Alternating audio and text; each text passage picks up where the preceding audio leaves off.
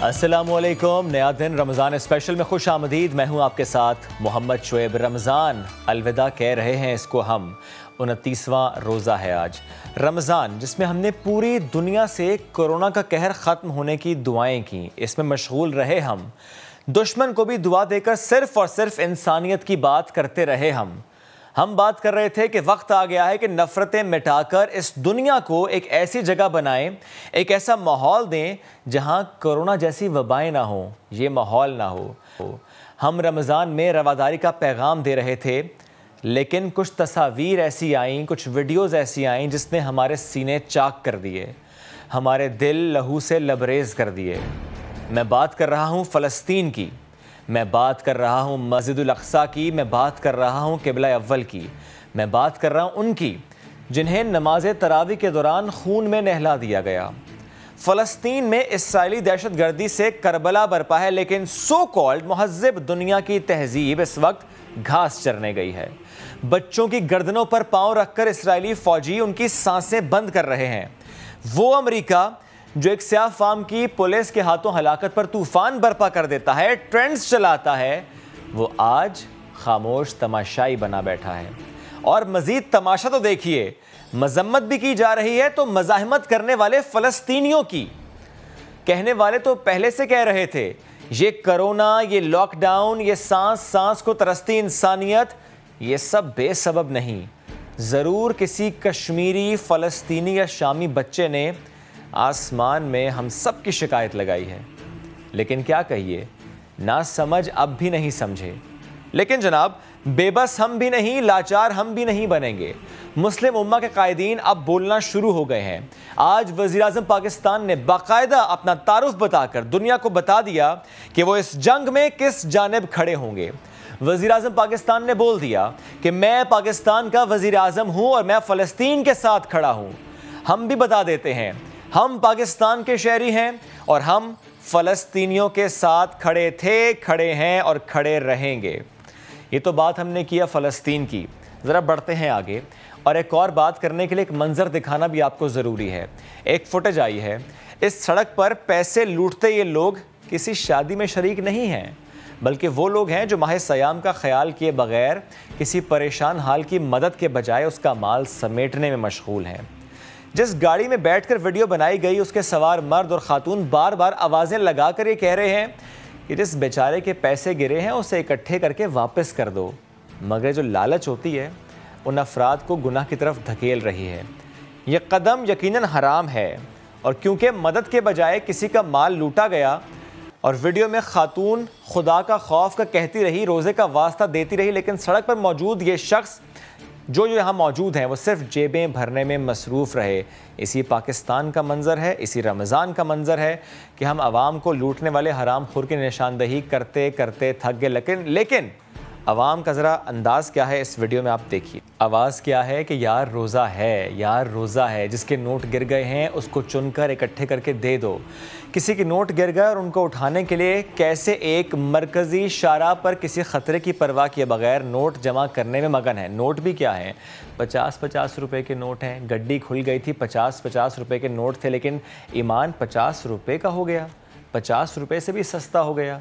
ये जानते हुए कि उस 50 रुपये के एक नोट पर किसी और का हक नहीं, ये उन पर हराम है, लेकिन जेबें भरी जा रही हैं। हम पर अजाब की एक वजह शायद ये भी है, हराम माल खाते हैं, हक मार जाते हैं। जब ये करेंगे तो फिर ऐसा तो होगा। चंद 100 रुपयों के लिए अपना ईमान, रोज़ा आखिरत, इज़्ज़त सब बर्बाद कर देते हैं। यकीनन ये अक्लमंद नहीं। सोशल मीडिया रिपोर्ट्स के मुताबिक 3 दिन पहले का ये वाक़या, और इस पर अब हम मज़ीद बात कर लेते हैं। ये जो हराम खोर होशियार जो सेगमेंट जिस पर हम फ़र्स्ट रमज़ान से बात कर रहे हैं, और इस पर सीनियर एंकर किरण नाज जो कि हमारे साथ मौजूद होती हैं और इससे मुताल्लिक गुफ्तगू करती हैं, किरण ने ज्वाइन की है। और इस वीडियो पर किरण का क्या मौक़िफ़ है, किरण क्या कहना चाहती हैं? किरण, ओवर टू यू। बहुत शुक्रिया आप दोनों का। हराम खोरी के ख़िलाफ़ कैंपेन का आगाज़ हुआ और आगाज़ में ही मैंने एक बात कही थी कि बिजली चोर या डकैत, सूदखोर, रिश्वतखोर, भत्ताखोर, इनकी तो मैं बात ही नहीं कर रही हूँ। जो साफ ज़ाहिर है कि हर किसी के लिए ये हराम काम है, और जो शख्स ये काम करता है यकीनन उसे भी मालूम होगा कि वो हराम काम ही कर रहा है।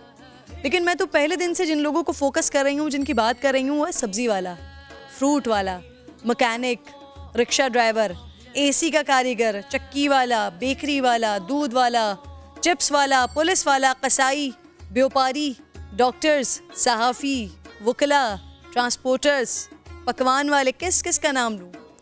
मैं तो बात ही उनकी कर रही हूँ। ये वो लोग हैं, ये हम वो लोग हैं जो बज़ाहिर मेहनत करके कमा रहे हैं। चोरों डकैतों की निस्बत लोग इन्हें ज़्यादा इज्जत देते हैं, बल्कि बहुत ज़्यादा इज्जत देते हैं। लेकिन जब यही कपड़े वाला झूठ बोलकर अपना माल बेच देता है, एजेंट सिर्फ कमीशन के लिए झूठी गवाही देकर किसी को भी खराब गाड़ी पकड़ा देता है, व्यापारी झूठ बोलकर बीमार जानवर बेच देता है, तो फिर जो उसने कमाया वो हलाल कैसे हो गया? और अब जो फुटेज आपने दिखाई है, अगर तो इस फुटेज को बनाने वाला शख्स जो कुछ कह रहा है वो दुरुस्त है, तो फिर ये इंतहाई अफसोसनाक है। देखें, जो लोग पैसे लूट रहे हैं वो सबके सब गाड़ियों या मोटरसाइकिल पर सवार हैं, यानी कोई भी शख्स उनमें से गदागर नहीं है, सब साहिब हैसियत लगते हैं। लेकिन अल्लाह के हुजूर तो अपनी हैसियत खो रहे हैं। सोशल मीडिया पर जो बताया जा रहा है, ये लोग किसी का माल मौके से फ़ायदा उठा कर ले जा रहे हैं, यानी हराम खोरी कर रहे हैं। इसका जवाब तो इन्हें देना पड़ेगा। दुनिया में तो चलें कोई पूछ नहीं रहा या पूछने वाला नहीं है, लेकिन यौम आखिरत बड़ी भारी पड़ेगी इन पर। हम मुसलमानों के उस माशरे में ये मंज़र पहली बार तो नहीं देख रहे हैं। अक्सर हमें ऐसी खबरें मिलती रहती हैं, अक्सर हमें ऐसे फुटेजेस देखते रहते हैं। ऑयल टैंकर उलट गया है और उसके बाद का जो मंज़र है, जो देखने को मिलता है, वो सबसे ज़्यादा अफसोसनाक होता है। आसपास की आबादी के लोग जो यकीनन टैंकर को उठाने में मदद तो नहीं कर सकते, लेकिन टैंकर वाले का माल लूटने में पेश रहते हैं। टैंकर गिरते ही लोग घरों से बर्तन उठा कर लाए हैं, बोतलें उठा कर लाए हैं और तेल भर कर भागते हुए जाते हुए दिखाई दे रहे हैं। ये सरासर चोरी है ना। मालिक से बगैर उसकी इजाज़त के उसका माल लेकर जाना, हड़प कर जाना हराम है ना। अब मैं यहाँ हज़रत बहलूल और हज़रत जुनैद बगदादी का एक किस्सा सुनाना चाहती हूँ। बड़ा इंटरेस्टिंग, बड़ा दिलचस्प ये किस्सा है। जुनैद बगदादी अपने मुरीदों और शागिर्दों के साथ बगदाद में सैर कर रहे थे कि उन्होंने बहलूल दाना के बारे में पूछा। किसी ने कहा कि सरकार, वो तो एक दीवाना शख्स है, अपना कोई घोड़ा बनाकर उस पर सवारी कर रहा होता है। तो शेख साहब ने कहा कि मुझे उसी दीवाने से ही तो काम है, क्या किसी ने आज उसको देखा है? तो एक शख्स ने कहा कि मैंने फ़ला मकाम पर उसको देखा है। सब चल दिए उस मकाम की तरफ। हज़रत बहलूल वहाँ रेत पर बैठे हुए थे। शेख जुनैद बगदादी ने बहलूल को सलाम किया। बहलूल ने सलाम का जवाब दिया और पूछा, कौन हो? शेख साहब ने बताया कि बंदे को जुनैद बगदादी कहते हैं। बहलूल ने उनसे पूछा कि वही जो को दर्ज देते हैं? कहा, जी अल्हम्दुलिल्लाह। बहलूल ने पूछा, शेख साहब खाना खाने के आदाब जानते हैं? कहने लगे, बिस्मिल्लाह कहना। अब उन्होंने ये जवाब दिया, वो आदाब बता रहे हैं। कहते हैं, बिस्मिल्लाह कहना, अपने सामने से खाना, लुक़मा छोटा लेना, सीधे हाथ से खाना, खूब चबाकर खाना, दूसरों के लुक़मे पर नज़र न करना, अल्लाह का जिक्र करना, अल्हम्दुलिल्लाह कहना, अव्वल और आखिर हाथ धोना। अब बहलूल का जवाब सुनिए। लोगों के मुर्शिद हो और खाने के आदाब तक नहीं जानते। अपने दामन को झाड़ा और वहाँ से उठकर चल दिए। शेख साहब ने दोबारा दामन पकड़ लिया और कहा कि जब मैं नहीं जानता तो बताना आप पर वाजिब है। बहलूल दाना ने कहा कि जो आदाब आप बता रहे हैं वो फ़रा है और असल कुछ और है। असल ये है कि जो खा रहे हैं वो हलाल है या हराम। लुक़मा हराम का जितना भी आदाब से खाओगे वो दिल में तारीकी ही लाएगा, नूर और हिदायत नहीं लाएगा। उस पर जुनैद बगदादी ने उनका शुक्रिया अदा किया। क्या ये पूरा वाक़या, क्या ये सबक नाज़रीन गिरामी हमारे लिए काफ़ी नहीं होगा? क्या हम भी ख़ुद को नहीं बदलेंगे? क्या हमें अपनी मौत का डर नहीं है? रमज़ानुल मुबारक की सातें ख़त्म होने में या आज का दिन या कल का दिन, बस 2 दिन बाकी हैं।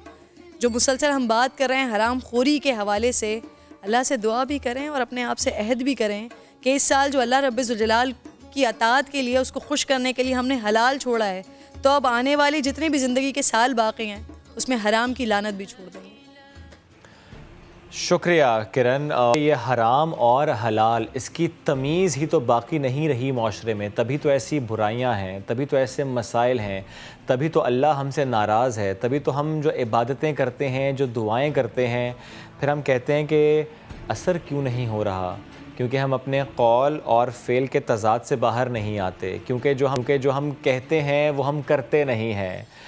जब हम बात कर रहे हैं इस मामले की, तो ऐसे में कुछ दीगर मामलात भी हैं कि जब हुकूमत एक काम का कहे, SOPs हों, इंस्ट्रक्शंस हों, कुछ चीज़ें जिससे मुतालिक कहा गया हो कि लॉकडाउन होगा, ये सेक्टर्स बंद होंगे, दुकानें बंद होंगी, या ये टाइमिंग्स हैं, उसको फॉलो ना किया जा रहा हो, रियासत की बात को अहमियत ना दी जा रही हो। इसके एक एग्ज़ाम्पल मेरे सामने है। कराची में पुलिस और दुकानदारों दिन भर होती है जनाब आंख मचोली। बाबर मार्केट और कोरंगी नंबर 2 की मार्केट में खुलेआम लॉकडाउन की खिलाफ वर्जी पर असिस्टेंट कमिश्नर कोरंगी ने छापे मारे हैं। 26 दुकानें सील कर दी हैं। शाहनवाज अली कादरी की रिपोर्ट देखिए। शहर की मरकजी मार्केट तो बंद है, मगर छोटी मार्केटों के दुकानदारों ने इसे कमाई का आखिरी मौका समझ लिया है। जानलेवा मर्ज के फैलाव के इस दौर में शहरी भी खरीदारी से बाज आने पर तैयार नहीं हैं। बाजारों में शटर तेजी से उठने गिरने का सिलसिला जारी रहता है। दुकानदारों और पुलिस के दरमियान भी खूब आंख मचोली जारी रहती है। कोरंगी नंबर 2 में पुलिस की मुबैना सरपरस्ती में शॉपिंग जारी थी। असिस्टेंट कमिश्नर ने छापा मार दिया। रश था कि हमें आने में दुश्वारी इतनी हो रही थी कि हम मोबाइल को अंदर मूव नहीं कर पा रहे थे। दूसरी जानिब दुकानदारों का कहना है कि उन्होंने दुकानें नहीं खोली थी। सब्जी और दीगर सामान के ठेलों की वजह से रश लग गया था। ये बेचारे ठिये वाले, ठेले वाले, नाड़े वाले ये अपने लगा रहे हैं, इससे आपको रश महसूस हो रहा है। दुकानें कोई नहीं खुल रही। सील की असल वजह क्या है इस मार्केट में? अगर हम इधर एक ठिया नहीं लगा सकते, 12 महीने में ठिया किराया दे रहा हूँ 1.5 लाख रुपए, साल में हमारा कुछ मेंटेनेंस यहाँ से निकलता है। 3 दिन भी अगर हमारे काम की इजाज़त नहीं मिलती तो हम क्या जाएं? कराची की इंतजामिया के लॉकडाउन का नफाज सिर्फ बड़ी मार्केटों तक महदूद है, जबकि शहर के दीगर हिस्सों में कहीं पुलिस और दुकानदारों की आंख मचोली के साथ और कहीं पुलिस की मदद से कारोबार जारी है। कैमरामैन एरिक परेरा के साथ शाहनवाज अली कादरी, समा, कराची। मुल्क के दीगर मार्केट्स में क्या सूरत हाल है आगे चलकर बात करेंगे, लेकिन चूंकि बात हो रही है कराची की, तो आज 12 मई है। सानह 12 मई, 14 बरस गुजर गए। क्या इंसाफ हुआ? इस पर एक बड़ा सवालिया निशान है। साबिक मेयर कराची वसीम अख्तर समेत दीगर मुल्जिमान जमानत पर रिहा हो गए। 60 मुकदमात ताहाल इंसदाद दहशत गर्दी की अदालतों में ज़ेर इल्तवा है, मगर मुकदमात में ख़ास पेशरफ्त नहीं हो सकी। इरफानुल हक की रिपोर्ट देखिए। इस सानहे को तो 14 साल गुजर गए, लेकिन कराची में तो लगता है रोज़ कोई ना कोई सानहा होता है, क्योंकि रोज़ कोई ना कोई लुटता है, पिटता है। कई बार ऐसे भी होता है कोई लूटने आता है और वो जान लेकर चला जाता है। कराची में रमज़ानुल मुबारक में डकैतियों की वारदातें नहीं थम सकी। इस माह यानी रमज़ानुल मुबारक में 83 गाड़ियों से शहरी महरूम हो चुके हैं। 2364 मोटरसाइकिल्स शहरों से छीन ली गई हैं या चोरी की गई हैं। 2250 मोबाइल फ़ोन से शहरी महरूम कर दिए गए हैं। सवाल यह है कि एक तरफ तो है लॉकडाउन, मार्केट्स बंद हैं, ऐसी सूरत हाल में क्राइम रेट नीचे नहीं आ रहा। इंतज़ामिया फिर क्या कर रही है? इसकी कारकर्दगी पर सवालिया निशान है। और कल ही की बात है, एक जगह से हम गुजर रहे थे और वहाँ पर अचानक से देखा कि सामने बाइक पर एक शख्स जा रहा था, दूसरी बाइक पर 2 लड़के आते हैं, गन निकालते हैं, उसको लूटने की कोशिश करते हैं। विद इन सेकेंड्स वो इतना घबरा जाता है, बदहवास हो जाता है शख्स, वो चलती बाइक से कूद जाता है और भागना शुरू कर देता है। मेरी गाड़ी के बिल्कुल साथ साथ वो भाग रहा था। मेरी निगाह जब उसकी आंखों में पड़ी, मैं डर गया, मैं खौफजदा हो गया। उसकी आंखों में डर क्या था? सिर्फ मोबाइल फ़ोन लुटने का या वॉलेट छिन जाने का नहीं था, जान चली जाने का था। वो डर वाकई ऐसा था, चंद लम्हे के लिए मैं भी बिल्कुल दम बखुद होकर रह गया। उन 2 लड़कों का पीछा भी हमने किया, लेकिन ज़ाहिर है वो ख़तरनाक होता है। वो लड़के निकल गए, लेकिन वो जिसको लूटने की कोशिश करने के लिए आए थे, उसका ये डर इतनी जल्दी निकल नहीं पाएगा। वो डर उसके दिल में अब रह जाएगा। जब भी वो इस तरह कहीं से गुजर रहा होगा, कोई बाइक वाला पास आएगा, वो खौफजदा हो जाएगा। जो मेंटल ट्रॉमास हैं ये, इससे कराचियाइट निकल नहीं पाता। ऐसे में जब ये कहा जाए कि क्राइम रेट तो नीचे आ रहा है, क्योंकि ऐसे बयानात भी सामने आते हैं, तो जनाब हालात ऐसे नहीं हैं।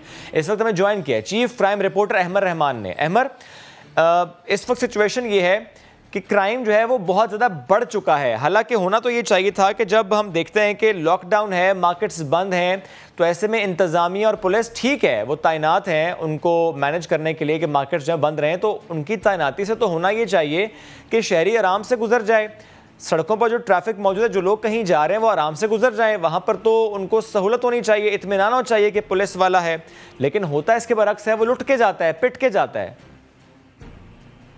जी देखें, अब कराची में शायद ही कोई शहरी बचा हो शोएब जो कि अब तक डकैतों से लुट ना सका हो, या फिर उसने अपने सामने होती हुई कोई वारदात ना देखी हो। शायद ही कोई शहरी बचा हो। वारदातों का तनासुब हम देखें अगर गुज़िश्ता सालों से इस साल में तो बड़ा है, यानी कि मोटरसाइकिल की चोरी हो या फिर उनका छीने जाना, मोबाइल फोन का छीनना हो या चोरी किया जाना, तो ये वारदातें तकरीबन 12 से 18% बढ़ गई हैं। फिर इसी तरह रमज़ान के अगर हम क्राइम रेट की बात करें तो हमारी बात होती है जब कानून नाफिज करने वाले इदारों से या पुलिस अफसरान से, तो वो ये बोलते हैं कि जी देखिए रमज़ान में तो डकैतों को भी जो है वो ईद सीज़न एंजॉय करना होता है, इसलिए वारदातों का तनासुब बढ़ जाता है। ये बयान देना बड़ा अफसोसनाक है, लेकिन ये एक फैक्ट है, वो जो बात बोलते हैं।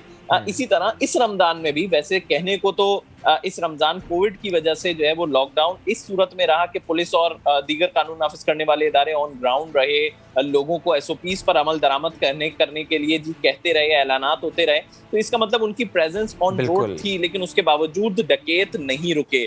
शहर में इस दफा भी इसी रमजान वैसे ही वारदातें हुई जैसे पिछले साल होती थी, कोई फर्क नजर नहीं आया गुज़िश्ता 2 सालों में, यानी कि पिछले साल और इस साल दोनों अगर हम बात करें तो कोविड की नजर हुए ये दोनों जो है वो चीजें, दोनों रमजान।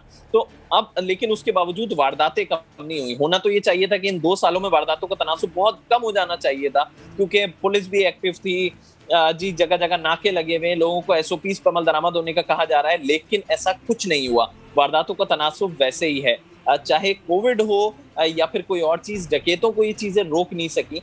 पुलिस की प्रेजेंस, ये बड़ी एक हैरानकुन बात है कि पुलिस की प्रेजेंस हो, सड़कों पर पुलिस मौजूद हो, लेकिन उसके बावजूद जुर्म जो है वो रुक नहीं रहा है। डकैत बड़े आजादी से जो है वो आते हैं, किसी से भी मोबाइल फोन छीनते हैं, पैसे छीनते हैं और फिर बासानी फरार हो जाते हैं और कुछ होता भी नहीं है। यानी कि अगर हम रिकवरी रेट की बात करें तो वो इतना कम है, आटे में नमक के बराबर है कि वो कोई रिकवरी रेट को आप उसको गिन ही नहीं सकते, इतना कम है रिकवरी रेट। अच्छा अहमर, ये इन चीजों पे जो है वो बिल्कुल ये मामला अपनी जगह अमर, लेकिन जिस तरह हम एग्जांपल्स कोट करते हैं सेफ सिटी इस्लामाबाद की, और इस तरह कहीं पर भी अगर कैमरे इंस्टॉल हों, कराची में मैंने पुलिस मोबाइल देखी जिसमें 4 कैमरे लगे हुए थे, वो चारों तरफ देख रहे थे। अगर मोबाइल्स ऐसी हैं, कैमरे लगे हुए हैं, तो क्या इनके पास भी डाटा नहीं आता? क्या ये भी चोर को फॉलो नहीं कर पाते, ये भी पकड़ नहीं पाते? आज देखें 2150 कैमरे हैं जो कि पुलिस के लगे हुए हैं इस शहर में। 21 से 50 कैमरों में जो कैमरे लगे हुए हैं वो इतनी खराब क्वालिटी के हैं कि उनकी मदद से कोई मुल्जिम आज तक गिरफ्तार नहीं हुआ। मतलब वो भी तनासुब जो है वो बहुत कम है। अब कोई इंसिडेंट होता है, क्योंकि हम तो इंसिडेंट कवर कर रहे होते हैं, कोई डकैती का बड़ा इंसिडेंट होता है या फिर कोई टारगेट किलिंग का, तो पुलिस जो है वो आम शहरी के घर में लगे हुए जो कैमरे होते हैं जिससे सड़क नजर आ रही होती है उनके घर के बाहर की, तो उधर जाते हैं और उनसे पूछते हैं कि भाई ये तुम्हारी सड़क में कोई बंदा गुजरता हुआ ऐसे दिखा है, ऐसा नजर आया है। उनसे फुटेजेस तलाश की जाती है। किसी दुकान में लगे CCTV कैमरे की फुटेज देखी जाती है कि कोई बाहर का प्रीव्यू जो है वो आ रहा है जिसमें कोई मुल्जिम जो है वो जाता हुआ दिखाई दे। तो यानी कि शहर में जो कैमरे लगे हुए हैं उनकी तो क्वालिटी इतनी खराब है कि गुजरती हुई गाड़ी का कलर आपको समझ में नहीं आएगा। बिल्कुल। और एक बात और अहमर, ये तो कैमरे की बात होगी, बस एक बात और बताइएगा कि शहरी जो लुट रहा है ना, वो बिलावल हाउस के सामने नहीं लुट रहा, वो CM हाउस के सामने नहीं लुट रहा, वो वहां नहीं लुट रहा जहां से ये अशराफिया गुजरती है। इसका मतलब तो ये हुआ कि फिर पुलिस वाले तैनात वहीं रहते हैं, फोकस वहीं है उनका, उसी इलाके पे, उसी सड़क पर है, आम इलाके में नहीं है। आज देखें, ये तो हमेशा से कराची के साथ ड्रॉबैक रहा है कि जो VVIPs हैं वो तो अपने प्रोटोकॉल्स में गुजर जाते हैं या उनके घरों के अतराफ तो सिक्योरिटी तैनात होती है, तो उनको तो इल्म ही नहीं होता कि शहर में चल क्या रहा है। लेकिन असल में अगर वो अपने विदाउट प्रोटोकॉल निकले या कोई पुलिस अफसर भी अगर विदाउट प्रोटोकॉल जो है वो बाहर निकले, तो शहर में सूरत हाल ऐसी है कि उसको या उसकी फैमिली को भी लूट लिया जाएगा। लेकिन वो तो खुद अपने गार्ड्स को लेके निकलते हैं या फिर पुलिस एहलकारों की सिक्योरिटी में बाहर निकलते हैं, इसलिए उनको मालूम ही नहीं होता कि असल में सिचुएशन क्या है। उनको ये इल्म ही नहीं है कि जब एक शहरी लुटता है उस पर क्या गुजरती है। ये बोलना चाहूंगा प्लीज कि कोई पुलिस अफसर अगर रात के वक्त ATM इस्तेमाल करे ना, ATM के पास जाए, पैसे निकाले खुद जाके, तो वो उसके नजदीक बड़ी बहादुरी होगी, क्योंकि एक आम शहरी को रात में ATM इस्तेमाल करते हुए लूट लिया जाता है। बिल्कुल, ये वाकई ये बड़ा मुश्किल होता है। ये बड़ा मुश्किल होता है, किसी शहरी को जरूरत पड़ जाए पैसों की तो वो कहता है भाई सुबह ही निकाल लूंगा, अभी जाऊंगा निकालने तो लुट के वापस आऊंगा। Ahmar, thank you very much, साथ मौजूद थे आप। और इस वक्त जो कराची में क्राइम रेट ऊपर जा रहा है उससे मुतालिक हमसे गुफ्तगू। छोटी सी ब्रेक लेंगे नाजरीन, वापस आएंगे, स्टे विद अस।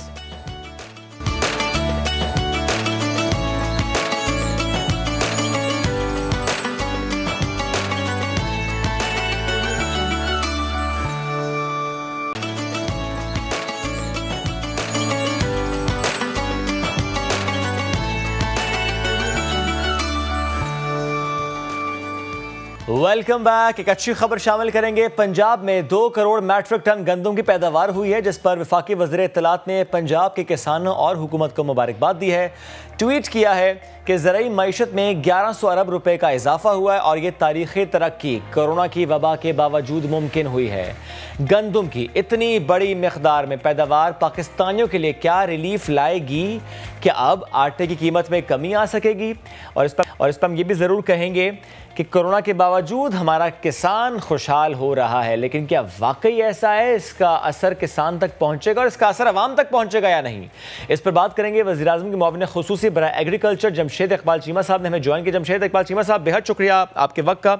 सर, बहुत अच्छी खबर है, लेकिन ज़रा नाज़रीन को समझाइएगा कंपेयर करके कि लास्ट ईयर कितनी पैदावार थी पंजाब की और कितना फ़र्क है फिर इस दफ़ा?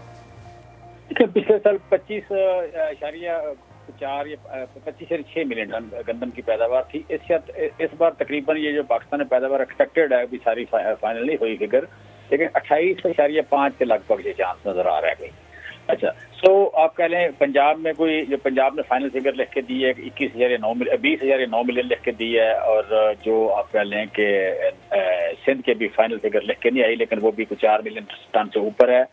और बलूचिस्तान और KPK की जो एक्सपेक्टेड फिगर है मिला के ये बनेगी एनीवेयर प्लस 28 मिलियन। सो आप कह लें कि ये जो हुआ है तारीखी तौर पर, अगर हम देखें तो शहबाज अपना पीपल्स पार्टी के दौर में 5 साल में गंदम की पैदावार फी एकड़ 1 मन बढ़ी थी, और नवाज शरीफ साहब के दौर में 5 सालों में गंदम की पैदावार 20 किलो फी एकड़ बढ़ी थी। हमारे 2 सालों में 3 मन फी एकड़ से ज्यादा बढ़ गई है। सो आप कह लें कि जो ज़री मईशत पे फोकस किया था PM इमरान खान ने, कि ज़री मईशत जो है बेसिकली आप कह लें कि आपकी इंडस्ट्री को रॉ मटेरियल भी वही फराहम करती है और गुर्बत के खात्मे में बड़ा रोल प्ले कर रही है और 22 करोड़ लोगों को फीड कर रही है। इस मईशत का या किसानों का इस्तेसाल होता था, इनको कीमत थोड़ी मिलती थी मिडलमैन के थ्रू या इंडस्ट्रियलिस्ट को एक्सप्लॉइट करता था, तो उस इस्तेसाल को रोका है। और दूसरा ये कि जब हमारी हुकूमत आई उससे पहले सिर्फ एक चीज पे, सिर्फ पोटाश पे सब्सिडी मिल रही थी। इस वक्त हम 16 आइटम पे किसान को सब्सिडी दे रहे हैं, लिहाजा उसने आप पहले इसको रिस्पॉन्ड किया है। और तीसरी बात इसमें इंपॉर्टेंट ये हुई है कि ये 15-16 साल बाद 12 साल बाद एक साइकिल आता है वर्ल्ड वाइड कि हर चीज की कीमत ज़री मईशत में बढ़ जाती है। 2008 के बाद ये दोबारा साइकिल आया है कि जब आप पहले आबादी बढ़ती रहती है, ज़मीनें हुई रहती हैं, फिर जब थोड़ी डिमांड बढ़ जाती है आबादी के हिसाब से तो चीज़ें कम होती हैं। 120 दिन से जब भी इन्वेंट्री कम होती है तो कीमत 30% बढ़ जाती है। ये साइकिल आया हुआ है वर्ल्ड वाइड। इस वक्त 5 और 6 बड़ी फसलें जो हैं उस सारों की कमोडिटी प्राइसेस जो बढ़ी है, वो घी की बढ़ गई, चीनी की बढ़ गई, इंटरनेशनली मैं बात कर रहा हूँ, गंदम की बढ़ गई, चावल, मकई और कॉटन, सोयाबीन, ये सारी फसलों की कीमत जब बढ़ी है तो उसका फायदा हमारे किसान को भी हुआ है। जब हुआ है ठीक है, ये तो सारा ये मामलात अपनी जगह सर, लेकिन मुझे ये बताएं कि ये जो इजाफी पैदावार इस दफ़ा हुई है, और ज़रा आप कहना एक्सपेक्ट भी करें, भी सिर्फ पंजाब की फिगर सामने आई हैं सर, कम कीमत पे आटे की रसाई एक आम शहरी के लिए मुमकिन हो पाएगी? क्या इसका फ़ायदा एक आम शहरी को होगा, या सर फिर वही मामला होगा कि हम एक्सपोर्ट कर देंगे, बाद में प्रोक्योर कर रहे होंगे? नहीं, हम इस साल हमारी ज़रूरत से गंदम जो है कुछ थोड़ी सी ज़्यादा पैदा हुई, भेज देंगे बाहर या स्टोर करेंगे? सुन लेना जरा, हमारी गंदम जो है हमारी लोकल जरूरत से बढ़ गई है, लेकिन पिछले सालों में जो स्पेकुलेशन हुई या शॉर्टेज का जिक्र हुआ वो इसलिए हुआ कि आपके पास स्ट्रेटेजिक रिजर्व नहीं थे। तो प्राइम मिनिस्टर साहब से मैंने जो रिक्वेस्ट की थी और उन्होंने इस पे एग्री किया और we are going to build that. हम 120 दिन का minimum reserve build, strategic reserve से कहते हैं, स्ट्रेटेजिक रिजर्व हम बिल्ड करने जा रहे हैं 120 दिन का। ये 2 साल में हम बिल्ड करेंगे। इस साल 3 मिलियन टन गंदम हम इंपोर्ट कर रहे हैं, जरूरत से ज्यादा पैदा होने के बावजूद 3 मिलियन टन गंदम हम इंपोर्ट कर रहे हैं, और अगले साल 3 मिलियन टन इंपोर्ट करके तो हम आप कह लें कि 4 महीने का कम से कम मिनिमम रिजर्व जो है नहीं सर। अगर अभी पैदावार इतनी अच्छी हो गई तो why we are still importing? Basically ये जो आपकी पैदावार है ये आपकी जरूरत के मुताबिक है, स्ट्रेटेजिक रिजर्व के लिए नहीं है। ये ठीक है, मतलब 6 मिलियन टन आपकी जब 28 मिलियन टन ये ठीक है, 27 मिलियन टन आपकी जरूरत है तो उसका चौथा हिस्सा, उसका तीसरा हिस्सा, तीसरा हिस्सा आपको स्ट्रेटेजिक रिजर्व रखना है 120 दिन का। ठीक है, वो जो है वो इंटरनेशनल स्टैंडर्ड है वो। ओके, तो इन एनी केस हम एक्सपोर्ट की तरफ बिल्कुल नहीं जाएंगे, हम किसी को देंगे नहीं, अफगानिस्तान को, किसी और मुल्क को नहीं देंगे। ठीक है, ठीक है, ज़रा अभी तो फिलहाल हम इंपोर्ट ही करेंगे, इस पैदावार के बावजूद हम इंपोर्ट ही करेंगे। Thank you very much sir, साथ मौजूद थे आप और इससे मुतालिक हमसे गुफ्तगू आगे। वैसे तो सर ने खुद जिक्र कर दिया इसका कि सिर्फ ये मामला वीट का नहीं है, वो कहते हैं कि साइकिल रिपीट होती है, वर्ल्ड वाइड होती है, और उन्होंने जिक्र कुकिंग ऑयल का भी किया। यानी जब हम देखते हैं कुकिंग ऑयल महंगा हो रहा है तो ये माफिया के कुकिंग ऑयल के सेक्टर में भी नजर आ रहा है। कम कीमत पर दरामद किया गया कुकिंग ऑयल पाकिस्तान में तारीख के बुलंद तरीन कीमत पर इस वक्त बेचा जा रहा है। सिर्फ रमज़ान में 1 लीटर कुकिंग ऑयल पर 60 रुपए इजाफी वसूल किए गए हैं। सैयद रिजवान आलम की रिपोर्ट देखिए। तेल देखो और तेल की धार, माफिया ने इस बार आवाम की जेबें किस तरह साफ की हैं, आइए आपको बताते हैं।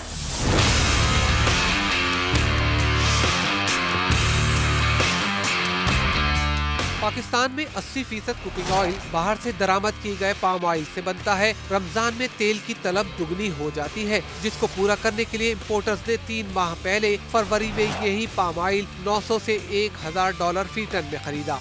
माल पहले खरीदा है, वो ये रोज के रेट कंपेयर करते हैं। क्या आप अपनी जबान में क्या लफ्ज़ इस्तेमाल करते हैं? ये इतना बड़ा माफिया ग्रुप जो ना बहुत मजबूत आदत इनके। 1 लीटर पाम ऑयल इम्पोर्टर्स को तकरीबन 160 रुपए फी लीटर पड़ा, जिस पर 10 रुपए कस्टम ड्यूटी, 2 रुपए जनरल सेल्स टैक्स लगा। पाम ऑयल को रिफाइन करके कुकिंग ऑयल में तब्दील करने पर फैक्ट्री का 10 रुपए खर्चा आया, जिसके बाद 1 लीटर तेल की कीमत 182 रुपए हो गई। मगर इसी जगह इम्पोर्टर्स और मिल मालिक अवाम की जेब पर 40 रुपए फी लीटर का डाका डालकर इसकी एक्स मिल कीमत 222 रुपए तक पहुँचा देते हैं। बाजारों तक पहुँचने में 3 रुपए ट्रांसपोर्टेशन का मजीद खर्च आने के बाद 1 लीटर तेल 225 रुपए का हो गया। जिसके बाद बारी आती है ब्रोकर, होलसेलर और रिटेलर्स की अंधाधुन मुनाफाखोरी की। ब्रोकर और होलसेलर्स का दावा तो सिर्फ लीटर पे 1-1 रुपए नफा कमाने का है।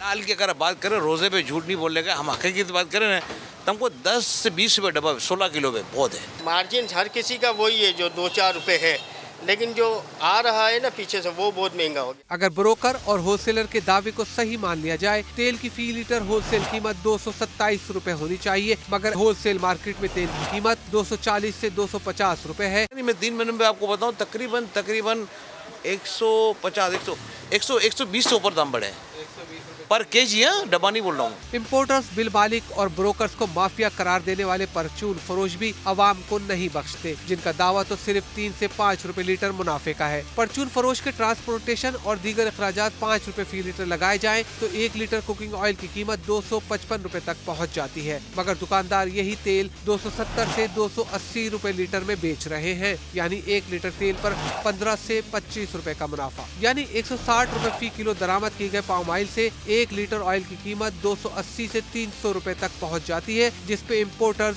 ऑयल मिल मालकान, ब्रोकर्स, होलसेलर और आम दुकानदार तक सब अपना अपना खराज आवाम से वसूल करते हैं। हुकूमत खुद बुनियादी जरूरत की चीज पर भारी ड्यूटी और टैक्स लेती है। इसके ऊपर फिक्स है ड्यूटी 9,050 रुपये 1 टन पे और 17% सेल टैक्स है। तेल की कीमतों में इजाफे की एक वजह सट्टे को भी करार दिया जाता है, जिसका फायदा मिल मालिक और ब्रोकर्स उठाते हैं। सट्टा एक्चुअली ये होता है कि एक वर्चुअल मार्केट होती है, ये व्हाट्सएप पे भी बनी हुई होती है। ये आपस में सिर्फ फिजिकली कोई डिलीवरी नहीं करता, ना कोई ख़रीदता है, लेकिन प्राइस के ऊपर सौदे हो रहे होते हैं और उसको फिर लिंक करते हैं इंटरनेशनल मार्केट्स के साथ, और उसके बाद वो प्रॉफिटिंग करते हैं और फिर जो प्राइस बन जाती है, एस्टैब्लिश होती है, उसके ऊपर फिर वो प्राइस लोकल मार्केट में खुलती है। इसी तरह 3 माह में डॉलर की कीमत में 10 रुपए की कमी आई, जिसका सारा फायदा ऑयल दरामद करने वाले इम्पोर्टर्स और फैक्ट्री मालकान की जेब में गया। तेल सस्ता करना तो दूर, उल्टा तेल की कीमतों में इजाफा कर दिया गया। 3 माह में फी लीटर कुकिंग ऑयल 90 रुपए तक महंगा किया गया। कुकिंग ऑयल के इस कारोबार में गठजोड़, सट्टेबाजी और नाजायज मुनाफाखोरी का ये खेल ऑयल माफिया सियासी और हुकूमती आशीर्वाद की छतरी तले अवाम के साथ खेलती है। न खंजर पर कोई छींट, न दामन पर कोई दाग। White collar cooking oil mafia ने रजब, शाबान, रमजान में अवाम को कंगला कर दिया, लेकिन न कोई FIR कटी, न कहीं कोई शिकायत दर्ज हुई। कैमरामैन मरगूब हुसैन के साथ सैयद रिजवान आलम, समा, कराची। ये रिपोर्ट आपने देखी, इसमें मामला तो हराम खोरी का भी था, लेकिन आज हम ज़रा बात करते हैं कि जो मिलावट वाला तेल होता है इससे नुकसान कितना होता है। और इसके साथ साथ बड़ा एक आम सा सवाल, हम रोज़ाना ये देखते हैं अपने घरों में कि हमने ऑयल फ्राइंग पैन में डाला, हमने एक चीज़ फ्राई की, उस फ्राइंग पैन को वैसे ही रख दिया और नेक्स्ट डे फिर फ्राई किया। आहिस्ता आहिस्ता वो तेल का रंग बदल जाता है, लेकिन हम उसमें फ्राई करते चले जाते हैं। इससे कितना सेहत को नुकसान पहुंचता है, इस पर बात करने के लिए आज हमें ज्वाइन किया सहर जावेद चावला ने, न्यूट्रिशनिस्ट हैं आप। सहर, कैसी हैं आप? अस्सलाम वालेकुम जी, मैं ठीक ठाक, आप लोग कैसे? अल्हम्दुलिल्लाह। सहर, मुझे प्लीज़ ये बताएं कि जो मैंने भी जिक्र किया कि रोज़ाना जिस तरह हम चीज़ें फ्राई कर रहे होते हैं, क्योंकि रमज़ान में ज़्यादा फ्राई आइटम्स का इस्तेमाल हो रहा होता है अफ्तारी में, हमने फ्राइंग पैन में तेल डाला, हमने नगेट्स फ्राई किए, हमने समोसे फ्राई किए, हमने कबाब फ्राई किए, उसको रख दिया, नेक्स्ट डे फिर यूज़ किया, फिर यूज़ किया और तेल डालते गए, उसको यूज़ करते गए, वो आहिस्ता आहिस्ता रंग बदल देता है, रंग उसका थोड़ा सा ब्लैक हो जाता है। इससे जो फ्राई आइटम है वो कितना नुकसानदेह हो जाता है? अच्छा, फ्राइड आइटम वैसे ही नुकसानदेह है, ये तो मैं स्लोगन लेके चल रही हूँ। Yes yes, right right. के साथ भी मुझे समझ नहीं आ रही कि रमजान में फ्राइड खाने का एहतमाम क्यों हुआ। रमजान ने जो बॉडी को फायदा पहुंचाना था, जो बायोमेडिकल बेनिफिट्स होने थे रमजान के हमारे जिस्म को, जो अल्लाह ताला ने इंटेंट किए, इबादतें करने में तो हम नंबर 1 है, लेकिन हम लोगों ने जहां पर नॉलेज लेना हो, जहां पर इल्म खींचना हो, जहां पे चीज का एसेंस निकालना हो, वहां पर हम नंबर 0 है। ठीक है, हमने उसको फायदा कम क्यों किया, हमने अपने फायदे को 0 क्यों किया, हमने खाना क्यों तला, वो वैसे ही नुकसानदेह है। उसका ताल्लुक भी इस तेल के साथ है। जो हमारे पास ये तेल होता है, जो लिक्विड होता है रूम टेम्परेचर पे, आपके पास जो वेजिटेबल ऑयल होता है, इसकी शेल्फ लाइफ बहुत कम होती है। यानी इसकी जो प्रिजर्वेशन की लाइफ है, ये बहुत जल्दी आपके पास खराब हो जाते हैं, डिस्ट्रॉय हो जाते हैं। और कलर चेंज होने का मतलब ये है कि वो अब अपनी एक्सपायरेशन की तरफ जा रहा है, वो इस्तेमाल करने के काबिल नहीं है। एक तो पहले ही जब आपने खाना तला, तो आपने खाना तल के उस तेल के अंदर ट्रांस फैट्स बना दिए। ट्रांस फैट्स का मतलब है कि पहले अनसैचुरेटेड फैटी एसिड्स थे आपके पास वेजिटेबल ऑयल में, जब उसकी लेंथ छोटी हो गई, वो छोटे हो गए, उसमें हाइड्रोजन ऐड हो गया, ट्रांस फैट बन के वो आपके लिए वैसे ही मुजर सेहत हो गए। उसके बाद आपने वो तेल रखा, आप उस तेल को इस्तेमाल करते रहे, जिसकी शेल्फ लाइफ पे एक्सपायर हो चुकी है, और आप उसको इस्तेमाल करें। जो चीजें नगेट्स है, समोसे है, पकौड़े हैं, बड़े ट्रेंडिंग है, लोग बड़ा बूस्ट करके अपनी फेसबुक पे भी हर जगह पिक्चर्स पोस्ट कर रहे होते हैं। हमने अपने बच्चों के लिए बनाए हैं, बच्चों को आप जहर खिला रहे हो और इस बात की आप पिक्चर पोस्ट कर रहे हैं और आप इस चीज को बूस्ट कर रहे हैं। ये आप उनको न्यूट्रिशियस खाना नहीं दे रहे हैं। अपनी जिंदगी को आसान बनाने के लिए, अपने लिए जो है ना हैक्स ढूंढने के लिए, अपने बच्चों की सेहत के साथ और अपनी सेहत के साथ और अपने बुजुर्गों की सेहत के साथ आप खेलना छोड़ दें।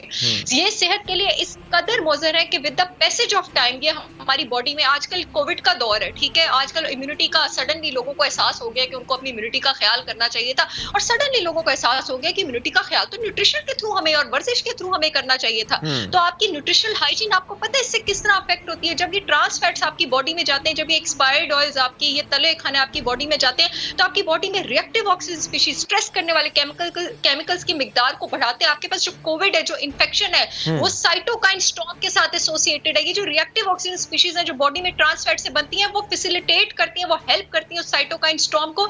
आप अपनी बॉडी की इम्यूनिटी नीचे लेके जा रहे हैं, और कोविड समेत उन तमाम इन्फेक्शंस में अपनी उनको दावत दे रहे हैं, उनको दावत दे रहे हैं कि आओ हमला करो। बिल्कुल ठीक है सर, आओ तुम्हारे लिए आसान बना रहे हैं। बिल्कुल सर, ये तो आपने ज़ाहिर है जो गुफ्तगू की, ज़ाहिर है इस पर हम सेगमेंट्स करते हैं। अब तो हेल्थ अवेयरनेस आ रही है, और जो लोग पहले फ्राई आइटम्स खाते थे, अगर उन्होंने हमारा सेगमेंट देखने के बाद छोड़ दिया तो बहुत अच्छा किया। लेकिन मुझे सर बताएं, ऑयल्स इंपॉर्टेंट तो हैं, यूज़ तो करना है, कितना यूज़ करना है ये ज़रा बताएं। बिल्कुल करना है। अच्छा, अगर आप हेल्दी हैं, यंग हैं, आपको कोई नॉन कम्युनिकेबल डिजीज नहीं है, एलिमेंट जैसे डायबिटीज, ब्लड प्रेशर वगैरह, तो आप दिन में 3 से 4 टेबल स्पून तक ऑयल, कुकिंग ऑयल, अच्छा मैं ज्यादा रिकमेंड करूंगी कोकोनट ऑयल, जो लोग अफोर्ड कर सकते हैं ऑलिव ऑयल, नहीं तो देसी घी यूज करें। और जिन लोगों को डायबिटीज की शिकायत है, ब्लड प्रेशर की शिकायत है, जिन लोगों को स्ट्रोक की शिकायत है, उन लोगों को मैं ये रिकमेंड करूंगी कि वो 3 टीस्पून से ऊपर ऑयल यूज ना करें। हजरात, खाने के अपने अंदर भी एक तेल होता है, ठीक है, जो कि छुपा होता है, और जब वो पकता है, चाहे आप उसको बेक करते हैं, चाहे आप उसको स्टर फ्राई करते हैं, वो अपने तेल के अंदर भी पकता है, उसको बाहर से मजीद इतने सारे तेल की जरूरत नहीं है। अगर फॉर एग्जाम्पल हम मछली जी बॉडी नहीं बताती, एसेंशियल का मतलब है जरूरी, यानी वो हमने बाहर से ले।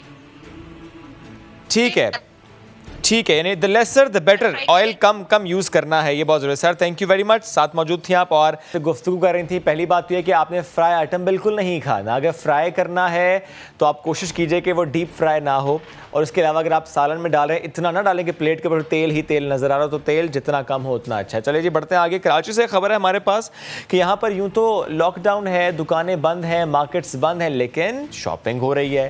ये चोरी छुपे काम कैसे चल रहा है? जब पुलिस वहाँ मौजूद है, इंतज़ामिया मौजूद है, दुकानदार भी मौजूद हैं, ख़रीदार भी मौजूद हैं, बड़े फुर्तियाँ दिखा रहे हैं ये। जमजम सईद इस वक्त एक मार्केट में मौजूद है, एम्प्रेस मार्केट के करीब।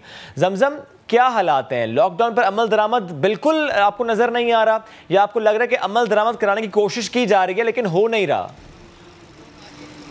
नहीं जी शुएब, अंधेर नगरी चौपट राज, यहाँ पर किसी किस्म का ना कोई अमल दरामद हो रहा है और ना किसी किस्म का कोई अमल दरामद कराने की कोशिश की जा रही है, क्योंकि इस वक्त मैं मौजूद हूँ जामा क्लॉथ मार्केट में और भरपूर यहाँ पर शॉपिंग जो है वो चल रही थी। कोई तो शटर आधा नीचे करके जो है वो बेच रहा है अपना माल, कोई पथारे लगा के जो है आरजी पथारे लगा दिए गए हैं, वहाँ पर अपना माल रख दिया गया है, सेल आउट किया जा रहा है। खवातीन का हमें बहुत ज़्यादा रश देखने को मिला है। पुलिस एहलकार से जब हमने पुलिस मोबाइल को रोका और उनसे बात की, 2 बार पुलिस मोबाइल तो गुजर गई, तीसरी बार जब हमने रोका और पूछा कि ये सारे पतारे लगे हैं, इतना रश हो रहा है, तो आप क्यों नहीं ये चीज़ें हटा रहे? तो आगे से उनका ये जवाब आया कि रोड के उस पार हमारा एरिया है जो कि सारा बंद है, रोड के इस पार ये हमारा एरिया नहीं है, इसलिए ये जैसा चल रहा है इसे वैसा चलने दे। मुझे बड़ी हैरत हुई, लेकिन जब जैसे ही उन्होंने देखा कि समा की टीम यहाँ मौजूद है, उन्होंने वायरलेस पे अपनी दूसरी टीम को बुलाया और उस दूसरी ठीक है जमजम, थैंक यू, आपने इससे मुतालिक हमें अपडेट किया। जिस तरह आप बता रही थी कि आप जामा क्लॉथ के करीब मौजूद हैं और वहाँ पर जिस तरह शॉपिंग हो रही है, जब पुलिस वाले वहाँ से गुजरते हैं और उनसे पूछते हैं कि आप बंद क्यों नहीं करा रहे, तो जवाब ये मिलता है कि वो हमारा इलाका नहीं। जमजम, आप जिस तरह कह रही थी पहले कि जब फिर कैमरा देखते हैं, जब समा की टीम देखते हैं तो फिर अमल दरामद कराते हैं, क्या इसके अलावा जो दुकानदार हैं वो खुद से या मार्केट एसोसिएशंस वो भी नज़र आ रही हैं आपको एक्टिव, या वो बिल्कुल कह रही हैं कि ठीक है भाई तुम खोल के बैठो दुकान, कोई मसला नहीं? क्योंकि ठीक है पुलिस का काम है, लेकिन एसोसिएशंस का, ताजिर बिरादरी का भी बड़ा अहम रोल है। देखिए ताजिर बिरादरी जो है मुकम्मल तौर पर नाकाम हो चुकी है, क्योंकि अगर मैं बात करती हूँ सदर इलेक्ट्रॉनिक मार्केट भी जो है वो तकरीबन खुली हुई है। हमारे नुमाइंदे साथ साबरी ने ही कल जो है खुसूसी रिपोर्ट बनाई थी, जिसमें LED भी जो है वो इजीली आप जाओ तो मिल जाएगा, आपको किसी किस्म की कोई परेशानी नहीं है। हम किसी भी मार्केट में चले जाएँ तो कोई मुश्किल नहीं है, ईजिली आपको शटर डाउन में उसी शटर के बाहर एक बंदा बैठा हुआ होगा, वो आपसे डीलिंग कर देगा और अंदर से कॉल करके बता देगा कि हाँ ये माल बाहर ले आए, और वो अंदर से बंदा जो है वो दूसरा माल लेकर आ जाता है। यानी जमजम तो किसी किस्म का कोई अमल फेसबुक पर एक तस्वीर थी, शटर के बाहर लिखा था ऑनलाइन शॉपिंग करने के लिए शटर को खटखटाएं, ऐसा ही मामला है हर शटर के बाहर। बिल्कुल कराची में तो हम जिस जगह चले जाएं यही मामला है। मुझे नहीं लगता कि किसी को परेशानी हुई होगी इस मर्तबा शॉपिंग में, वो आराम से शॉपिंग कर रहे हैं, आसानी हुई होगी। थैंक यू जमजम, आपने अपडेट मुताल्लिक। और जनाब ये तो हम बात कर रहे हैं कि जो ईद की तैयारी के लोग अब तक बाहर निकल रहे हैं, मार्केट्स जा रहे हैं, लेकिन नया दिन ने ईद के लिए क्या तैयारी की है? ईद के दिन, ईद के पहले दिन कौन है हमारे मेहमान और उनके साथ हमारा दिन कैसा गुजरेगा, या कह दूं कि कैसा गुजर सकता है, या ये कह दूं कि जब वो साथ हो तो दिन कैसा गुजरता है, ईद कैसी होती है, जरा देखिए। ईद मुबारक। एक पर्सनैलिटी ऐसी जिसने सोशल मीडिया पर मचाई धूम, ईद मिलेगा दिल में, ये समाजी फासले ईद मुबारक कहते हैं। ईद मुबारक। मजा आ गया। शुएब कैसा एक्सपीरियंस था? वो महक पूछ रही है कि अब तो तंग नहीं करेंगे। महक आपको मैं तंग नहीं करूंगा। तेरे लब पे नाम होगा प्यार का। आयशा भाभी से शादी से पहले आपको कभी मोहब्बत हुई थी? आयशा ही मेरा पहला और आखिरी प्यार। Handsome Imamul Haq is with us. Cricketer ना होते तो फिर क्या होता? मेरे ख्याल से मैं इंजीनियर होता। एंजॉय कीजिए, stay home, stay safe, wear mask when you go outside. नया दिन ईद स्पेशल, ईद के पहले दिन सुबह 10:05 पर। और दूसरे दिन का शो होगा कैसा, ये आगे चलकर बताएंगे। ब्रेक लेते हैं, वापस आएंगे, स्टे विद अस।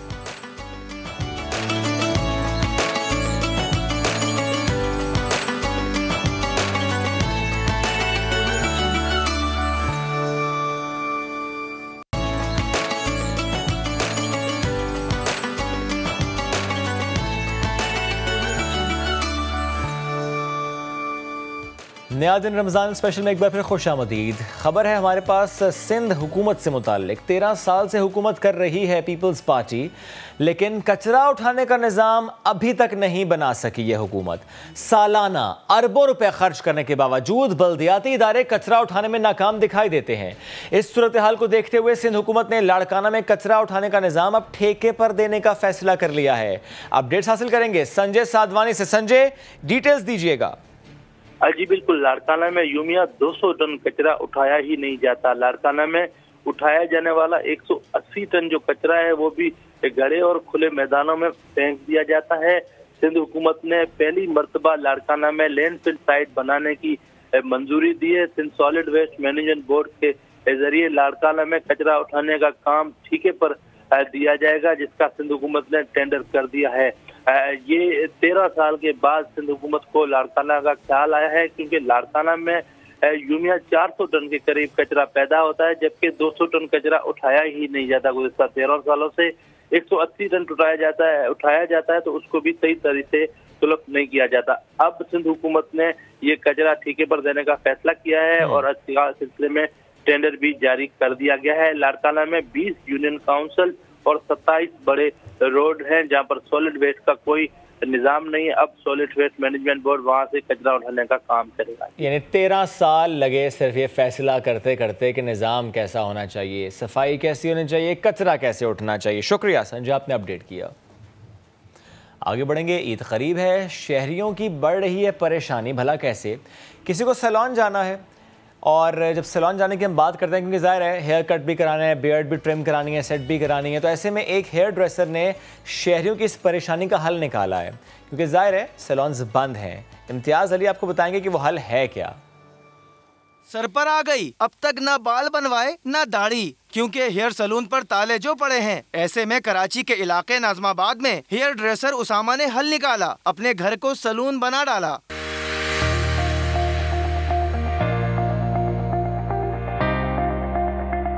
घर का किराया, दुकान का किराया कैसे निकालेंगे? बाकी हमारे को शौक थोड़ी ना कोई घर में आके काम करने का। पुलिस आती है, तंग करके चली जाती है, उठा के लेके चली जाती है। 150, 200, 5000 उनको पैसे भरने पड़ते हैं। उसामा का कहना है कि फोन पर राब्ता करने वालों को घर का एड्रेस दे रहे हैं। रश सलून से बहुत कम है, इसी वजह से SOPs की खिलाफ वर्जी भी नहीं हो रही। मेरी सिंध गवर्नमेंट से ये रिक्वेस्ट है, खुदारा चांद तक इनको सुबह 10 बजे से 10 बजे तक का टाइम दे दिया जाए। 22 मई से लेकर 28 मई तक अगर आप कारोबार बंद करना चाहते हैं, आप समझते हैं कि कोरोना की सिचुएशन संगीन है, तो हम आपके साथ सपोर्ट करने के लिए तैयार हैं। नौजवानों की कटिंग का मसला भी हल हुआ तो बड़ी तादाद में कोई बाल कटवाने लगा तो किसी ने शेव बनवाई। अपने हेयर ड्रेसर के पास पहुंच गया हूँ।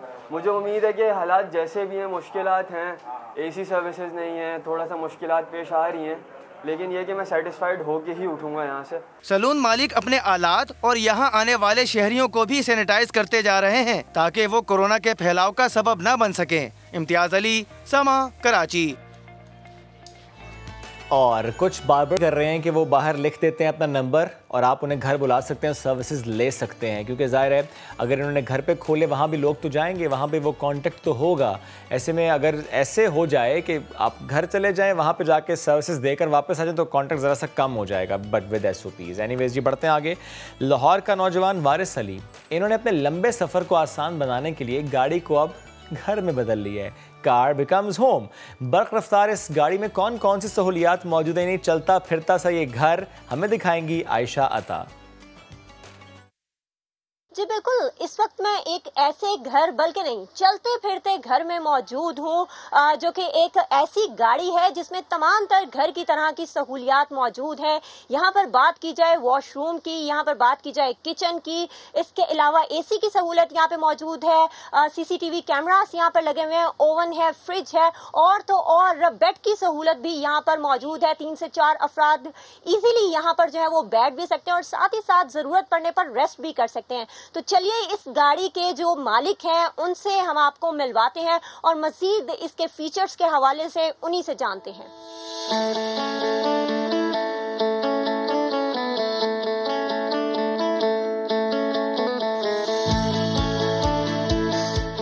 हमारे साथ इस गाड़ी के ऑनर वारिस अली मौजूद हैं। इनसे हम बात करते हैं और पूछते हैं कि ये मुनफरिद गाड़ी बनाने का आइडिया इनके पास कैसे आया। ये जी बचपन का शौक था जो पूरा किया है मैंने, अल्हम्दुलिल्लाह। अल्लाह ने तौफीक दी है तो मैंने कहा ये शौक तो पूरा करना चाहिए। बचपन में बड़े बड़े टॉय से खेलते थे, अभी एक ऐसा टॉय बना लिया है जिससे हम पूरा एंजॉय भी करते हैं टूरिज्म में, और फैमिली टूर करते हैं, फ्रेंड्स का टूर करते हैं। अच्छा वारिस अली, मुझे फील हो रहा है कि यहाँ पे बाहर काफी ज्यादा गर्मी है, तो मेरा ख्याल है कि अंदर चलते हैं, इसी में बैठ के बाकी की अपनी जो गुफ्तगू है उसको कंटिन्यू करते हैं।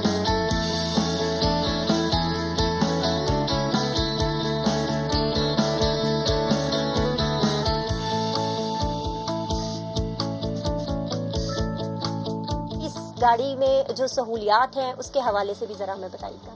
सहूलियत जिसमें जैसे कि आपने बताया पहले भी कि वॉशरूम है, किचन की सहूलत है, इसमें फ्रिज है, माइक्रोवेव ओवन है, एयर कंडीशनड है, फुली इंसुलेटेड है, हीट प्रूफ है, वेदर प्रूफ है, कोई वाटर प्रूफ भी है, बारिश आए जैसे मर्जी, कोई इशू नहीं है इसमें। लोग जब देखते हैं इस गाड़ी को सड़क के ऊपर चलता हुआ तो फिर उनका क्या रिस्पॉन्स होता है? बहुत अच्छा रिस्पॉन्स होता है जी। मुझे हर 5 मिनट में कोई बंदा दूसरी गाड़ी से रिक्वेस्ट कर रहा होता है कि 1 मिनट रुकें, हमने इसे देखना है। खासकर बड़ी गाड़ियों वाले ज़्यादा इंटरेस्ट लेते हैं क्योंकि उनकी गाड़ियों के पीछे अच्छे से टो भी हो जाएगा, वो पावरफुल गाड़ियाँ होती हैं और वो अफोर्ड भी ज़्यादा करते हैं। इसकी कीमत क्या है? इस पर कॉस्ट आई है ना मेरी, वो है 2.5 मिलियन। कभी दूर दराज भी जाना पड़ जाता है तो सिक्योरिटी के लिए भी कोई इंतजाम किया? और दूसरा मैं ये देख रही थी कि लाइट्स जितनी चल रही हैं, इसके अलावा एसी का जो सिस्टम है सारा ही सोलर के ऊपर है, तो डे में तो सोलर चले काम कर जाता है, तो रात में क्या होता है? रात में ना जी इसमें 250 एम्पेयर की 2 बैटरीज हैं, वो उसका इलेक्ट्रिसिटी का बैकअप के लिए। तो वो अगर एसी चलाएं तो 6 से 8 घंटे एसी के साथ पूरी इलेक्ट्रिसिटी, हर चीज़, 2 LEDs हैं, कैमराज की, वो चलती है। और अगर एसी के बगैर तो 2 दिन भी चला सकते हैं। और जो सिक्योरिटी का आप कह रही हैं, सिक्योरिटी कैमराज हैं, CCTV कैमराज इसमें 8 लगे हैं।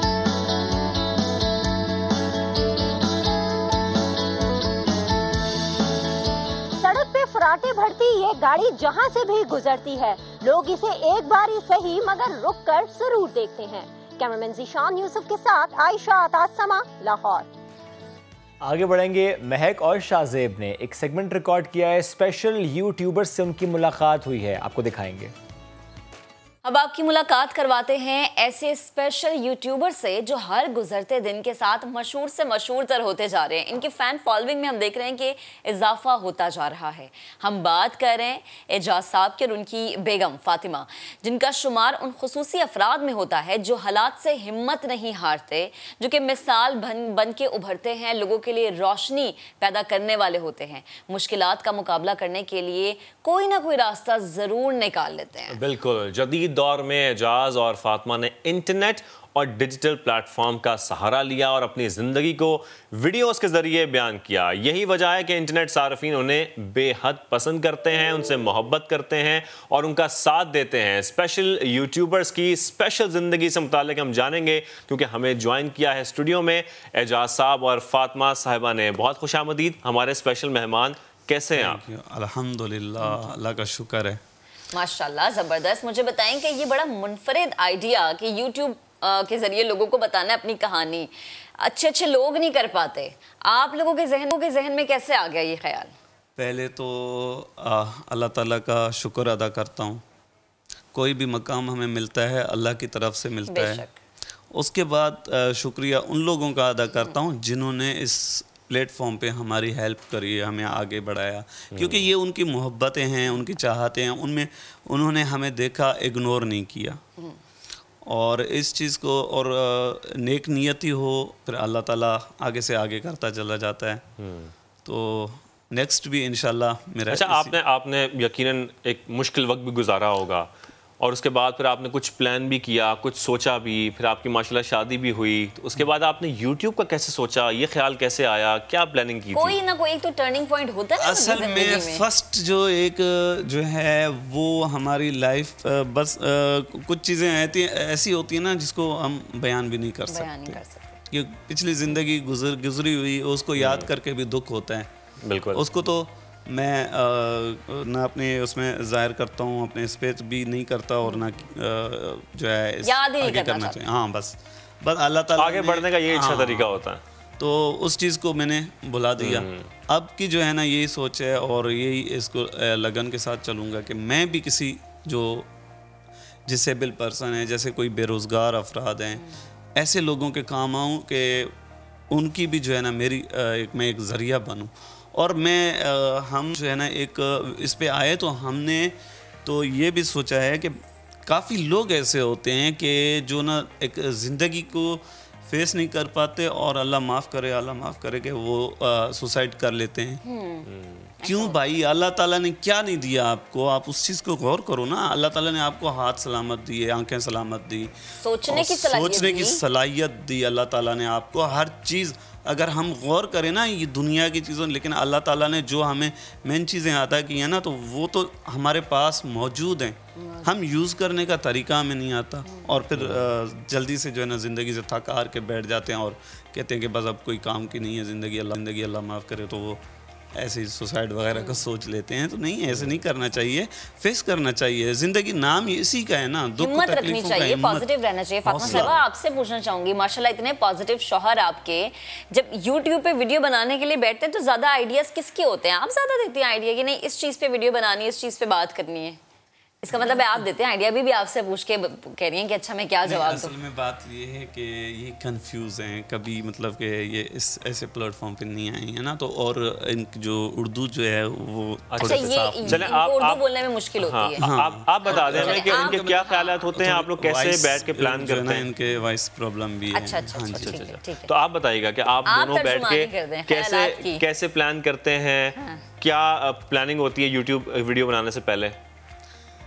ये एक मैसेज होता है, जो बात है, एक हम कोई बड़ा काम नहीं करते। देखना आपने YouTube पे अक्सर देखा होगा, कोई थंबनेल लगा रहा है, कोई किसी टॉपिक के हम लोग बाहर नहीं जा सकते, ठीक है, हम दोनों किसी की और किसी चीज़ की वीडियो नहीं बना सकते, मार्केटों में हम नहीं घूम सकते, लेकिन हम ये कर सकते हैं कि हमने सोचा चलो एक तमाम लोगों के लिए एक मैसेज होगी।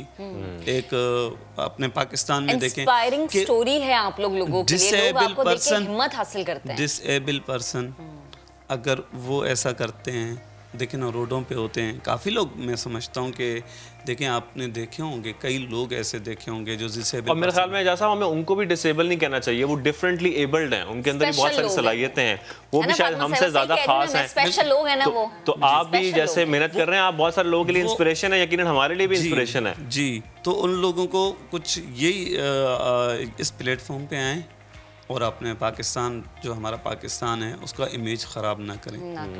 तो जो ऐसे लोग हैं उनके लिए तो हम यही मैसेज देते हैं और देते रहेंगे भी कि भाई जब अल्लाह ताला ने शऊर दिए, मेन जहन है ना, दिमाग है ना, जब अल्लाह ताला ने उसकी आपको सलाहियत अता की है, तो आप लो एक आज से गरीब जो बंदा होगा उसके पास भी टच मोबाइल होगी। और इसी जहन की वजह से तो इंसान अशरफ मखलूकात है। हाँ जी। मुझे ये बताएं कि शादी पे ज़रा बात हो जाए, कितना अरसा हो गया शादी को, कैसे मिले फातिमा साहिबा से, लव मैरिज थी, अरेंज मैरिज थी, शादी में कोई मुश्किल आई? काफ़ी सारी, लव मैरिज थी ना, कहते हैं कि अरेंज मैरिज। अच्छा, दरमियान बीच का रास्ता निकाला हम लोगों की अपनी मैरिज थी। अच्छा, ठीक है। तो ये है कि वाकई में बहुत मुश्किलात भी आई, कहा भी गया काफ़ी, मेरे रिलेटिव के थ्रू कहा भी गया नहीं करो, ये है वो है, काफ़ी सारे मुझसे नाराज़ भी हुए मेरे रिलेटिव। अभी भी नाराज़ हैं?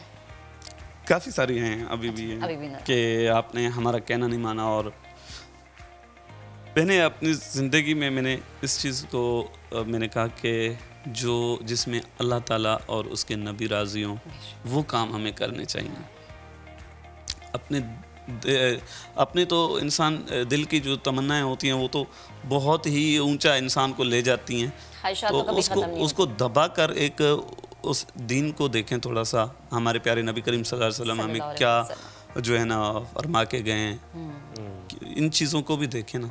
अब सिर्फ अपने आप को नहीं देखना, अपने ख्वाहिशात को तो मतलब कि हम करेंगे तो हमारे तो बढ़ती ही जाएंगी जो ख्वाहिशात होती हैं। लेकिन ख्वाहिशा के साथ साथ आप मुतमईन हैं, आप राज़ी हैं, आप खुश हैं, इससे बड़ी खुशी क्या हो सकती है? हाँ, तो मैंने जब हम दोनों जब एक राज़ी थे, जब तो हमने की है ना एक फ़ैसला जो लिया मैंने, तो मैंने इनको देखा जब इन्होंने कहा, मैं फ़र्स्ट टाइम जब आया तो मुझे काफ़ी जो है ना मतलब कि एक कहा था, लेकिन मैंने जब इनको देखा और इनसे मिला तो मुझे और ज़्यादा जो है ना एक वो दुख हुआ, एक तकलीफ़ हुई कि मैंने कहा तो इन्होंने भी मुझे कहा था कि हाँ मैंने अपने मेरे फादर हैं, मैंने उनको जो है ना ज़बरदस्ती उनको राज़ी किया। मैंने अपने मदर को राज़ी किया ज़बरदस्ती उन लोगों को। मैंने कहा मैं करना चाहता हूँ, ये नेकी का काम है, अल्लाह ताला अगर मुझसे करवाना चाह रहे हैं तो ठीक है। लेकिन अब आपको एक दूसरे से भी हौसला मिलता होगा यकीनन। थोड़ा सा कंटेंट की तरफ भी आते हैं, आपकी वीडियोस की तरफ भी आते हैं। जो लोग आपकी वीडियोस देखते हैं, जो वायरल भी हो रही हैं, बहुत आपके फॉलोअर्स, ज़रा बताइएगा कितने सब्सक्राइबर्स हैं आपके यूट्यूब पे? अल्हम्दुलिल्लाह इस वक्त मैं तो देख के आऊँ तकरीबन 80,000। माशाल्लाह। और ये कितने दिन हो गए आपको ये यूट्यूब स्टार्ट किए हुए? ये मुझे तकरीबन 45 डे हो गए। 45 दिनों में 80,000, क्या बात है भाई। मतलब लोग आपको पसंद कर रहे हैं, आपको देखना चाह रहे हैं। उनकी मोहब्बतों का शुक्रिया। उनकी मोहब्बत है, उनकी मोहब्बतों का शुक्रिया। थोड़ा सा बताइएगा कंटेंट में होता क्या है, बताते क्या है वीडियोस में, कैसे तैयार करते हैं, कैसे एडिट करते हैं, पूरा प्रोसेस क्या होता है? मदद करता है? मेरा छोटा भाई है, वीडियो वो बनाता है। मेरी अब मैं सीधी बात बोलूँ, मुझे इस चीज़ में अभी मैं इसका एक्सपीरियंस ले रहा हूँ, इसमें मैं सीख रहा हूँ। मैं तो सीखने का अमल तो चलता रहता है, वो तो चलता रहता है, लेकिन इसको मैं सीख रहा हूँ, मैं इसको बेटर बनाऊँ। क्योंकि मतलब कि हमारा जो इसमें एक तो मैसेज होता है, ठीक है। देखिए ना, कोई भी इंसान हमें देखता है, हम स्पेशल पर्सन है, कोई भी देखता है, उनके दिल पर, उनके दिमाग पर क्या असरात मुरतब होते हैं। काफ़ी मुझे मैसेजेस आए, एजाज भाई मैसेजेस आते हैं वैसे, मैसेजेस ऐसे भी आते हैं कि एजाज भाई वाकई के ऐसे मसलन मतलब कि आप एक मिसाल हो और आप एक मैसेज हो। हम लोग जो सही सलामत लोग हैं ना, हमारे लिए आप बहुत बड़ी एक मिसाल हो कि यार कोई भी चीज़ जो है ना, हम लोग तो मतलब कि सब चीज़ सलामत होने के बावजूद हम लोग जो है ना घरों का काम भी जो है ना मासियों के थ्रू कराते हैं। तो आप लोगों को देखते हैं कि आप लोग जैसे कि आप खुद करते हो, हर चीज़ खुद करते हो, तो हमें जो है ना बस एक बहुत ज़्यादा फील होती है कि करना, जब हमें हर चीज़ अल्लाह ने सलामत दी, हम क्यों नहीं करते। तो ये एक सब जो देखने वाले हैं उनके लिए भी एक मैसेज है हमारी तरफ से। अच्छा एजाज भाई, माशाल्लाह आप मैसेज भी ऐसा दे रहे हैं कि लोगों को इससे सीखने का मौका मिल रहा है। आपकी पर्सनैलिटी से, फातिमा बाजी की पर्सनैलिटी से तो लोगों को सीखने का मौका मिल ही रहा है। जो आप बात कर रहे हैं माशाल्लाह, इतनी पॉजिटिविटी आज के दौर में इसकी इंतहाई ज़रूरत है। आगे फ्यूचर में क्या प्लान्स है मज़ीद, कि क्या करना चाह रहे हैं? चले यूट्यूब तो वो है ना, इसमें बड़ी मेहनत है, कुछ और भी ऐसा जो कि यूट्यूब के अलावा आप करना चाहते हो? सिस्टर, अलावा इसके तो अब सीरियसली जो बात बताऊं कि मेरी अपनी जो है ना इतनी मेरी ना कोई मेरी जॉब है, अच्छा, ना कोई मेरी जो है ना ऐसी कोई इनकम जो है ना कि एक जैसे कि अपना कोई बिज़नेस वगैरह होता है, ऐसी कोई ज़रिया मेरा नहीं है। तो इस चीज़ को मैं लेके चलना चाह रहा हूँ। तो इससे मैं इसके ज़रिए से फ़ी सबीलिल्लाह उन लोगों की जो है ना काम आना चाहता हूँ जो घरों में बेरोज़गार बैठे हुए हैं। अच्छा। कि वो मायूसी का शिकार ना हो। हमारी गवर्नमेंट तो एक के पास तो नहीं जा सकती, और मेरी तो ये भी कोशिश है कि मैंने कहा कि अल्लाह ताला जब मुझे देगा, अल्लाह ताला जब अता करेगा मुझे, मैं कोई एक 3 व्हील जो बाइक होती है वो मेरे पास नहीं है। घर मेरा, मैं रेंट पे रहता हूँ, कहाँ से दूंगा किराया वगैरह। कौन कौन है? मेरी मदर हैं और मैं हूँ, मेरी वाइफ हैं और भाई हैं मेरे एक। तो अभी आपकी आमदनी का ज़रिया क्या है, क्या करते हैं आप, कैसे गुजारा करते हैं? जो इस चीज़ पे प्लेटफॉर्म पे मैं आया हूँ, सीरियस जो सीधी बात बताऊँ, अगर लोग शायद मुझे इसमें कम ज़रफ़ी से देखें भी तो कोई मसला नहीं। मैं क्योंकि एक बात, जो मुसलमान बहन भाइयों ने जो हमारी जो इसमें मैसेज इसमें मैंने फर्स्ट लगाई थी ना, वो लोग जो भी हमें एक हेल्प करते हैं ना, उन्हीं के थ्रू से अल्लाह ताला ये सिस्टम चला रहा है। लोग आपकी हेल्प करते हैं। हाँ जी। और आपने वहीं पर ही यूट्यूब पे ही अपना नंबर दिया है? जी। अच्छा। तो अब मैं तो नहीं लगाता क्योंकि अब मुझे कॉल्स इतनी आ रही हैं, काफ़ी सारी मुझे ऐसे धमकी खेज भी वो आए थे। हाँ कि ऑफ़र भी आए थे।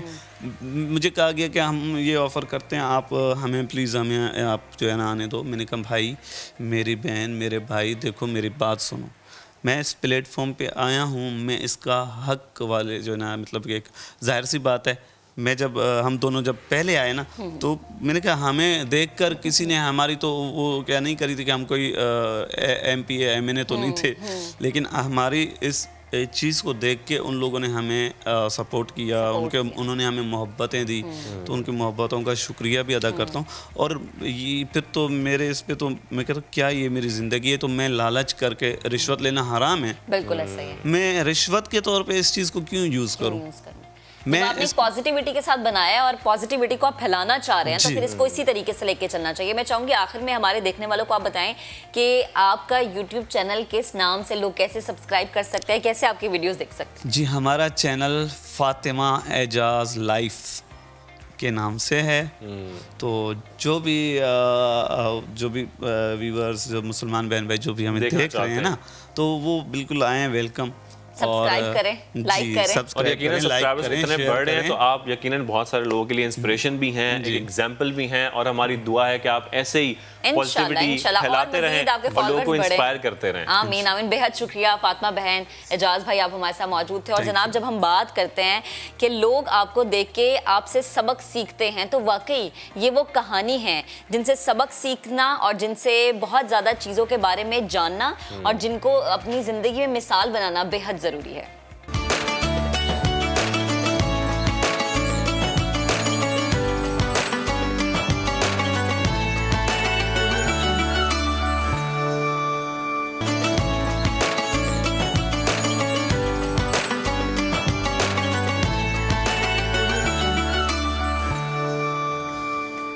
Welcome back. अब आपको बताते हैं सरहदों के मुहाफिजों के बुलंद आज़म की वो जो सख्त मौसम और मुश्किल तरीन हालात में ना सिर्फ कौमी बल्कि दीनी फरीज़ा भी भरपूर तरीके से अंजाम देते हैं। हम बात कर रहे हैं बलूचिस्तान के इलाके तुर्बत में मौजूद FC के जवानों की। उनका रमज़ान कैसा गुजरा? फैमिली से दूर बुलंद हौसला रखने वाले ये जवान नया दिन के स्पेशल मेहमान बने। आपको दिखाते हैं। रमज़ान को हम सब कह रहे हैं अलविदा। बड़ा प्यारा रमज़ान गुजर गया, लेकिन इस रमज़ान हमने तो इफ्तारियां की घर में। एक लम्हे के लिए आंखें बंद करके ज़रा सोचिए उन जवानों के हवाले से जो रेगिस्तान में, बयाबान में, पहाड़ों पर आपकी हिफाजत पर मामूर हैं। हमारे सरहदों के मुहाफिज, जिनके लिए इकबाल ने कहा, ये गाजी, ये तेरे पुरअसरार बंदे जिन्हें तूने बख्शा है ज़ौक़े खुदाई, दो नीम इनकी ठोकर से सहरा ओ दरिया, सिमट कर पहाड़ इनकी हैबत से राई।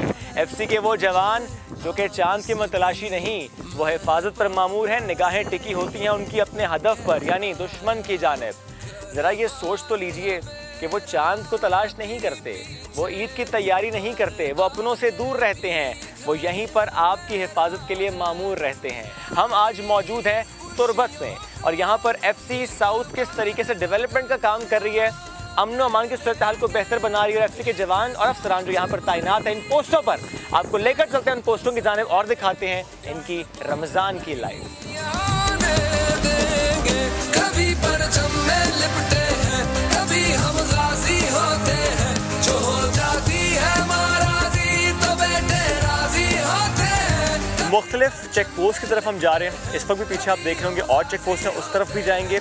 यहाँ पहुँचना हमारे लिए अगर मुश्किल है तो यहाँ रहने वालों के लिए कितना मुश्किल होगा। इस सख्त मौसम में, रमज़ान के महीने में, रोज़े की हालत में हमारे जवान यहाँ पोस्ट पर मौजूद हैं आपके लिए, हिफाजत के लिए, शहर की हिफाजत के लिए। और आसपास जो माहौल इस वक्त हम दिखा रहे हैं वो वाकई बड़ा टफ है। जरा चलते हैं अंदर भी इस चेक पोस्ट में जो जवान यहाँ मौजूद हैं उनसे गुफ्तगू भी करते हैं। क्या डर, क्या वहम, क्या खौफ से। पहाड़ के ऊपर की तरफ जा रहे हैं, इसलिए बुलेट प्रूफ जैकेट भी पहन रही है क्योंकि ज़ाहिर है सबसे ऊंची पोस्ट है ये। हालात के पेश नज़र ख़तरा ज़ाहिर है मौजूद रहता है और इसीलिए हिफाजत के साथ जा रहे हैं ऊपर। लेकिन दिखाएंगे आपको कि वो पोस्ट की सिग्निफिकेंस क्या है, क्योंकि उस पोस्ट से पूरा शहर नज़र आता है, आसपास की सारी पोस्ट नज़र आती हैं।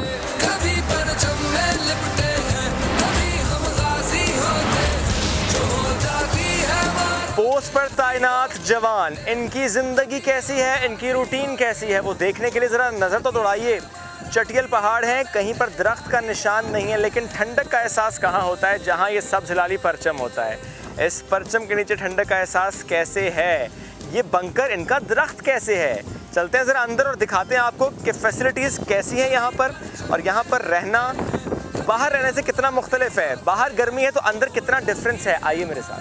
कभी परचम में लिपटे हैं, कभी हम गाजी होते हैं, जो हो जाती है नाराज़ी तो बेटे राज़ी होते हैं। पोस्ट के अंदर आ चुके हैं हम, और वाकई बाहर गर्मी, अंदर खासा टेम्परेचर का डिफरेंस है। पोस्ट कमांडर कफील साहब साथ मौजूद हैं, अब उनसे ज़रा गुफ्तगू करते हैं। अस्सलाम वालेकुम। वालेकुम अस्सलाम। क्या हाल चाल है? अल्लाह का करम भाई।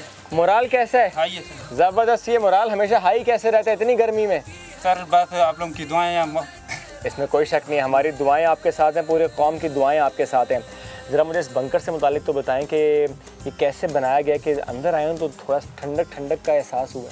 बस सर ये खुदाई की है ज़मीन पर हम लोगों ने। अच्छा। और उन पर क्यों लिपाई की है इसी वजह से। अच्छा जी। सोलर पैनल भी है? जी सर सोलर पैनल भी है। क्यों, मोबाइल चार्ज करने के लिए? जी सर मोबाइल चार्ज करते हैं, इसलिए हमारा लैंडमार्क सेट है उसको भी चार्ज करते हैं। अच्छा, घर वालों से बात रोज़ाना हो जाती है? जी सर हो जाती है। क्या गपशप होती है? वो पूछते हैं किस पोस्ट पे हो, क्या माहौल है? बिल्कुल सर पूछते हैं। क्या बताते हैं फिर? बस बताते हैं अच्छी जगह पे हैं, आप लोग की दुआएं हैं। कभी ये तो नहीं कहते कि कोई ख़तरा तो नहीं है? नहीं सर उनको पता है, ये तो हम लोग कौम की खिदमत कर रहे हैं। अच्छा जी। रमज़ान कैसा गुजरा? अच्छा गुजर रहा है। ईद के लिए तैयारी है? बिल्कुल जी है। तैयारी क्या है ईद की? एक फ़ौजी की ईद की तैयारी क्या है? एक FC के जवान की फ़ौज की तैयारी क्या है? ईद की तैयारी? फ़ौज की तैयारी यही है, बस हम लोग ड्यूटी कर रहे हैं। तो कौम के सुकून के खातिर ये लोग यहाँ पर बैठे हैं, बैटरीज लगी हुई हैं, फ़ोन भी चार्ज होता है, सारा निज़ाम यहाँ पर जितना फ़ौज बेहतर कर सकती है, FC इनको फैसिलिटेट कर सकती है, उस तरह से फैसिलिटेट किया जा रहा है। ये बड़ा जी मैं कहूँगा से वार्डरोब वाला सेक्शन भी है, चार्ज हो रहे बैटरी। अगर मच्छर होते हैं? मच्छर हैं बिल्कुल। अच्छा, मैंने सुना बिच्छू भी होते हैं यहाँ पे? बिच्छू हैं बिल्कुल जी हैं। बिच्छू आ जाते हैं कभी अंदर? अंदर नहीं, अंदर इस तरह नहीं आते हैं, लेकिन फिर है वैसे। सांप कम है। कभी परचम में लिपटे हैं, कभी हम गाजी होते हैं। मौसम थोड़ा सा बेहतर हो गया, हवा चल रही है, मगरिब का वक्त होने वाला है, अफ्तार होने वाला है।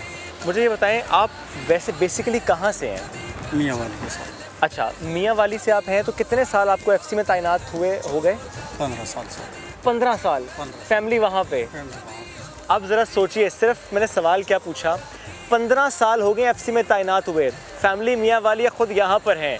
आज सोचिए ये हफ्ते की या महीने की बात नहीं है, हम हफ्ते के लिए भी शहर से दूर जाते हैं तो फ़ौरन माँ की याद सताती है, फ़ौरन बेगम बच्चे याद आते हैं। कभी परचम में लिपटे हैं। कैसे है? मोराल हाय है? हाँ सर। ज़बरदस्त जनाब, ये देखिए अफ्तारी में चंद मिनट बाकी है, मोराल हाय है। मुझे ज़रा ये तो बताएं आप बेसिकली कहाँ से हैं, किस इलाके से हैं? वज़ीरिस्तान के सर। अच्छा, वज़ीरिस्तान से आप हैं, कितने साल हो गए FC में तैनात हुए? 19 साल सर हो गया। तो 19 साल में कितनी सर्विस बलूचिस्तान में?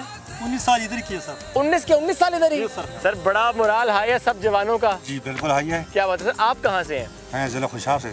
मैं जिससे बात कर रहा हूँ तो जुमला क्या सुनने को मिलता है, सालों, 12 साल, 15 साल, 19 साल, 23 साल, ये आधी ज़िंदगी होती है तकरीबन, जो कि यहाँ पर गुजर गई आपके लिए, पाकिस्तान के लिए, इस झंडे की सरबुलंदी के लिए, अमन के लिए, हम सुकून से सांस ले सकें, पाकिस्तान कायम रहे, इसका इंच इंच उसकी हम हिफाजत करते रहें। दैट इज़ द रीज़न ये यहाँ पर मौजूद हैं, ये वर्दी यहाँ पर मौजूद है हमारी हिफाजत के लिए। कभी परचम में लिपटे हैं, कभी हम गाजी होते हैं, जो हो जाती है नाराज़ी तो बेटे राज़ी होते हैं। कभी परचम में लिपटे हैं, कभी पहाड़ हैं हर तरफ लेकिन चट्टानें भी साथ हैं। चट्टान मैंने किसको कहा? मैंने चट्टान उसको कहा जिसने वर्दी पहन रखी है, मैंने चट्टान उसको कहा जिसका हौसला चट्टान जैसा है। पहाड़ टूट सकता है लेकिन ये चट्टान रेजा रेजा नहीं हो सकती क्योंकि इनका हौसला इन्हें मजबूत रखता है।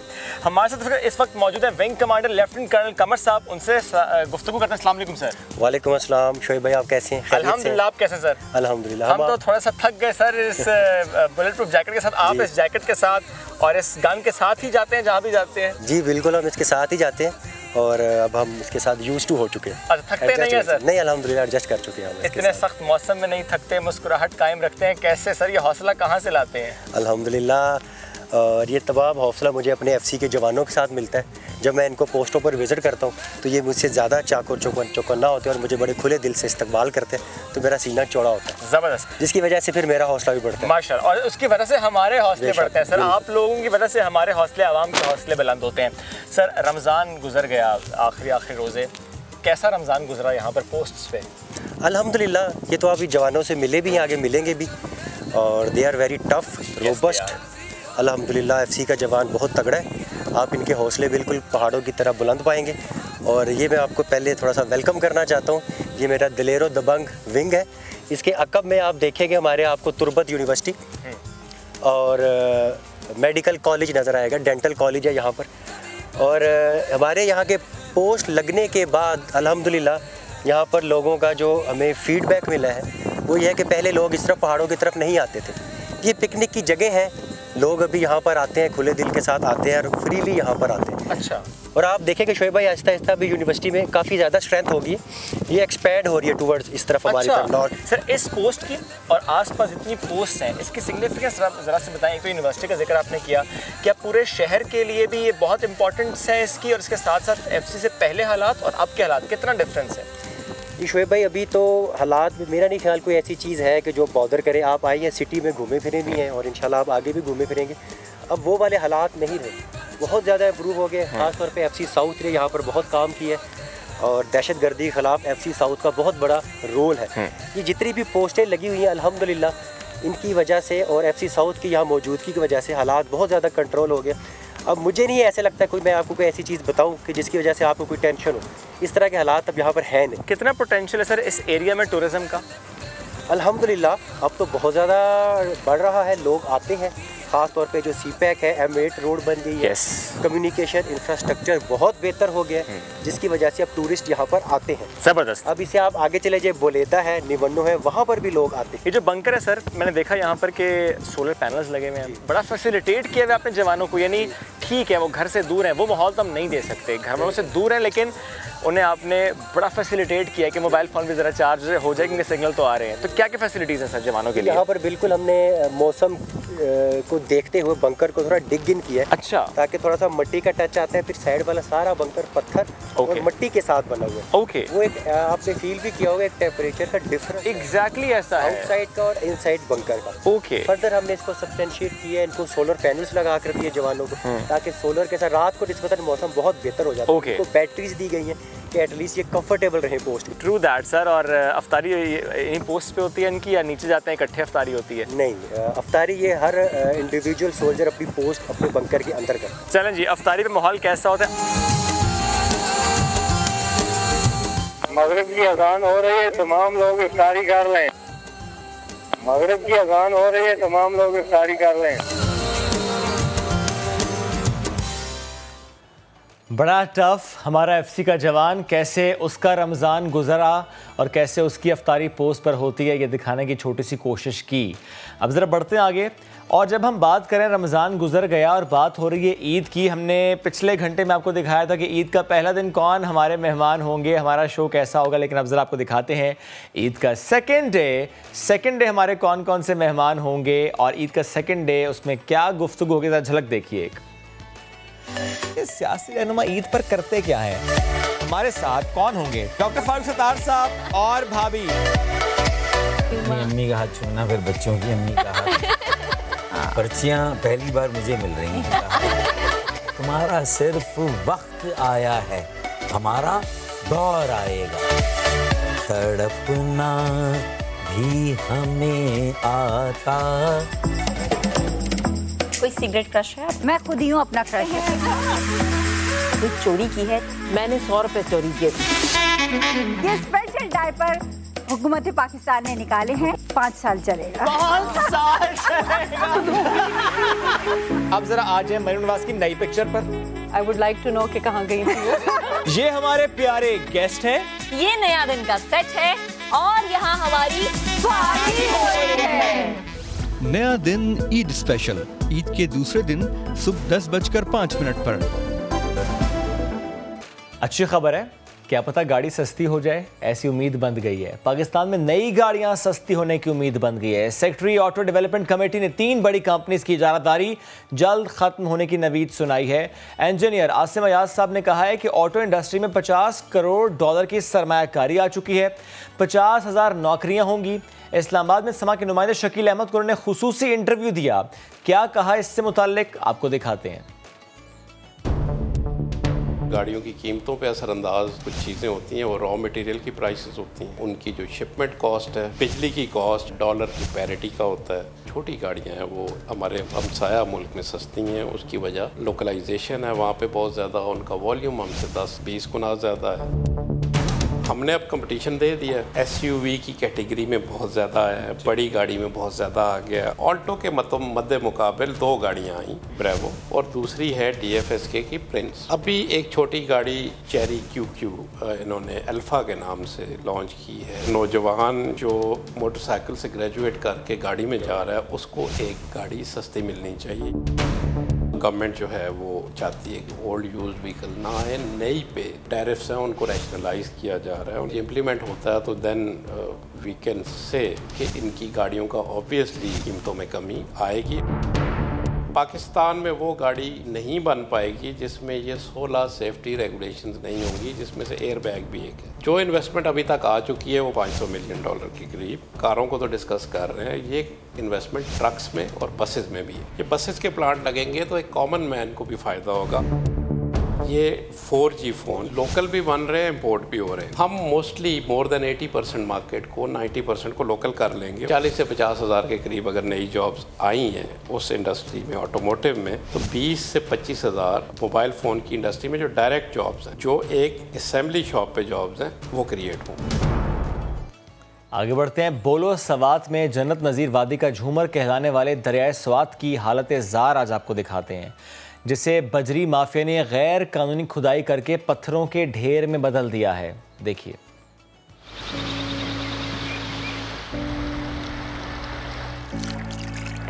स्वात से मैं हूँ डॉक्टर जवाद इकबाल।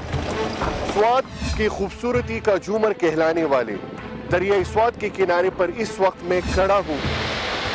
स्वात के दरिया का हुलिया किसने बिगाड़ा, ये हम आपको बताएंगे।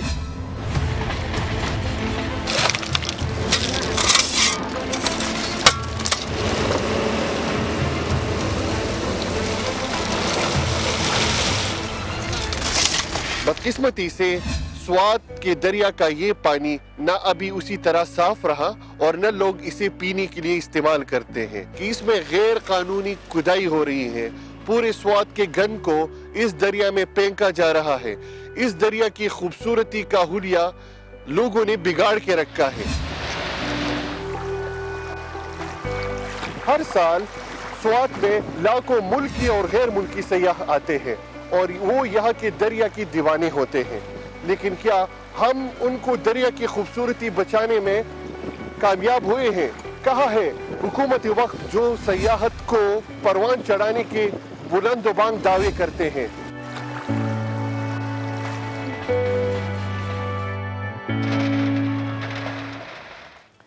नाजरीन, वक्त हो गया ख़त्म। अपना बहुत सा ख्याल रखिए। बाहर जाएं तो बहुत एहतियात के साथ मास्क लगा कर जाइए। पुरहजूम मकामात पर जाने से गुरेज कीजिए। कोरोना बेकाबू हो रहा है, इसमें बैरियर हम सब ने खुद बनना है। अगर किसी को बेएहतियाती करते देखें उसे भी समझाएं कि एहतियात ज़रूर करें। कल मिलेंगे। अल्लाह हाफ़िज़।